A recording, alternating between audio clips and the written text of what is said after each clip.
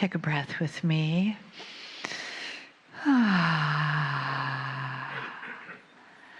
on behalf of Lee and I thank all of you, and I thank our wonderful host, Rob, and his terrific staff for just having this space to be in. It is truly wonderful and unique in every way.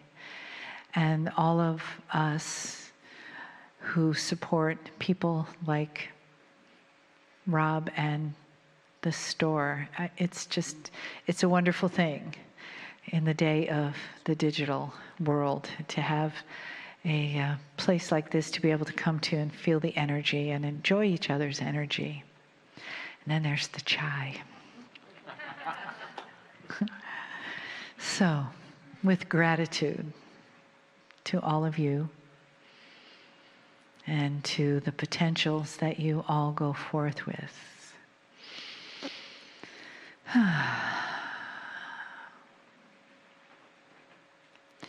And the energy that comes to us through Kryon at the end of the day, and the love that's shared from the other side of the veil, the entourage that crosses the veil to come be with us, to embrace us. Unconditional compassion, unconditional love for the human.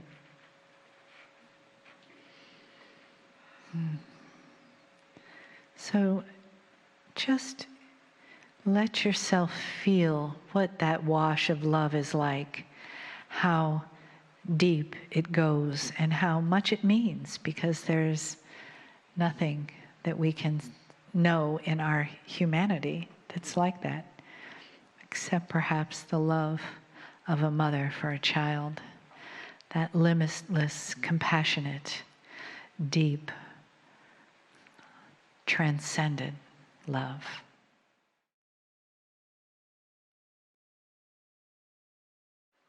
Greetings, dear ones. I'm Kryon of Magnetic Service.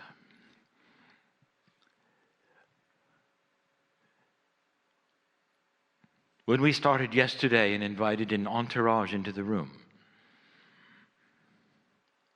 and it has been here ever since, it's not linear, and you can't count them. They don't really even have a consciousness like you do. Think of them as energy. Multidimensionality is this way. It's complex to you. For us, it's reality. And it's real. When we invite the entourage in, we actually are giving permission for an assemblage of energy that would be benevolent and compassionate to every single one who is here. It's different each time. When you sit in an assemblage like this, dear ones, the very sitting in the chair, facing one direction, becoming quiet and focused, is intent. Did you know that?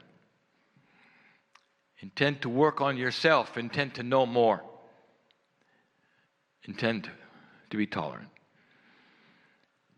Not all of you have the same needs, wishes, wants, desires, and the paths are all different. But the entourage knows them all. The Kryon entourage is from the central core and the central source. You might even say that the energy shakes hands with that which is you and your higher self, and some of you feel it. It's a safe place. Yesterday I made the statement it was the last channel of the year. Now it was.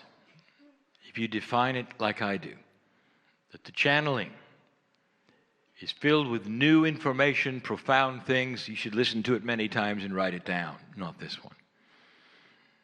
Not this one. This one's for you. It's for the ones in the room and anyone else who wishes to listen. but it has to do with what you've experienced this day. For it was different for many of you. The program is designed to stimulate things within you that would question your reality, to present complex things that perhaps you haven't thought of before or don't even understand yet. It pushes the envelope of your three-dimensional reality so that you would feel free to look beyond it. And we use the words, is it possible there's more?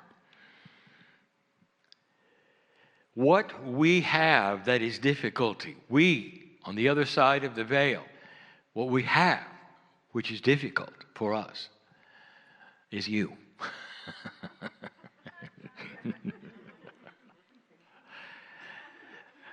You're coming from an old energy, born into an old energy.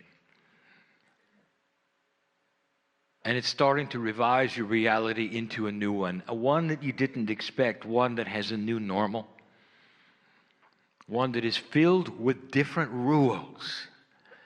You got to recalibrate. And humans don't do this easily. Your brain is not designed for it. The survival brain that you have takes concepts and owns them, and they become your reality. It's survival spiritually. And when the rules start to shift, it threatens many things within you. Sameness, you desire it and you want it. And suddenly it's different. You weigh everything that we say that is new against what you were taught by those you trust. And again, I will tell you this, that the energy shifts. And what you may have been taught may be accurate and true for that time. But it moves and shifts. You change this planet so greatly that the future shifted. The purpose of the planet shifted.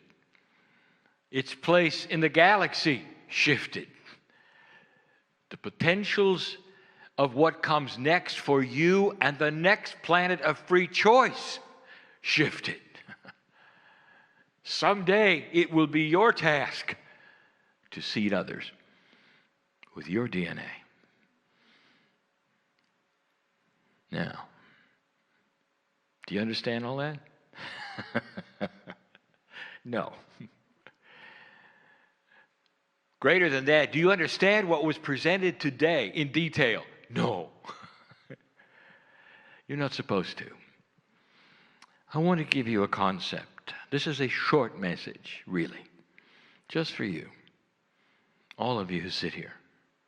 I want to give you a concept, and I want you to remember this. It is a metaphor we've used before, but I want you to really see it. Humans love to eat. It's a pleasure that you all have.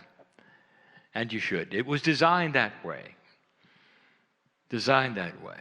It's a beautiful time when you sit with others and you have a great meal. In the process of having a meal and the scenario of food in general, you all know that there are probably wonderful cooks and not so great cooks. And when you go someplace and you discover a meal that is just wonderful, and every bite is miraculous to your taste buds, you remember it. I want you to put yourself there for just a moment with your friends. People you know, people you don't, you're all around the table, and it represents, well, this room. And you're served a beautiful meal all together. There are various degrees of enjoyment, but in general, you all do. Some of you are raving about it. You want to meet the cook. You love it. And so you do an exercise and you work around the table to find out what each one thinks about the food that they ate. Then it starts to get a little difficult, because you're receiving the insights into what each person found to be delicious or not. Was it texture? Was it taste? Was it experience? And then you get one who's the intellectual. Did you enjoy the meal? Oh, one of the best. But I really did not enjoy it much. Well, how could you have it one of the best, but you didn't enjoy it? And they say, because it landed on my taste buds and it made me wonder what the recipe was.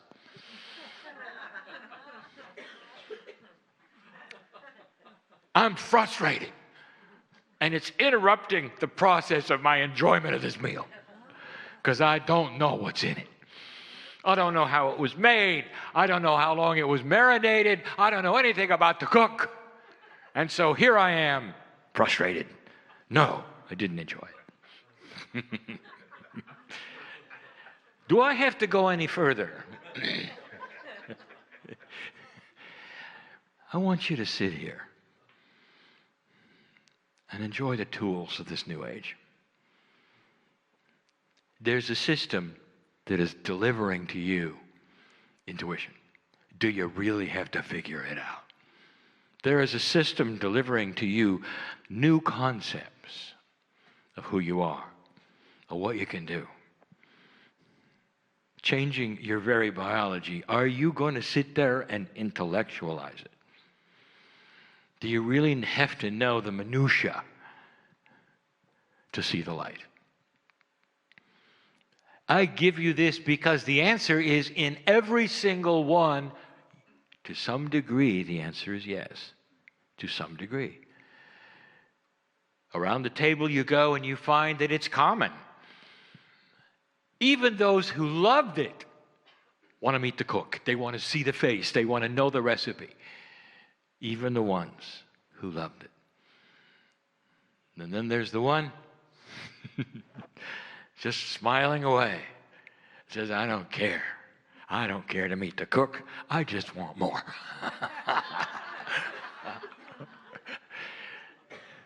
I want to invite you to be that person.